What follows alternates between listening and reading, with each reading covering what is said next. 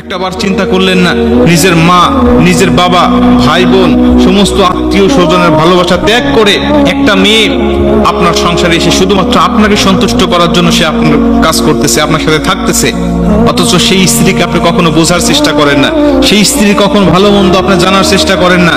আপনি একের পর এক নির্যাতন স্টিম রোলার আপনি চালান। যেই মেয়েটা বাবার বাড়ি থাকতে অনেক সময় নিজের হাতে খাবারও খাইতো না, মা তাকে খাওয়াই দিত, সেই মেয়েটা এখন আপনার সংসারে এসে আপনার পুরো ফ্যামিলির জন্য সে খাবার রান্না করে। শুধু খাবার রান্না করে না, সে নিজে খায়, আপনাদেরকে খাওয়ায়।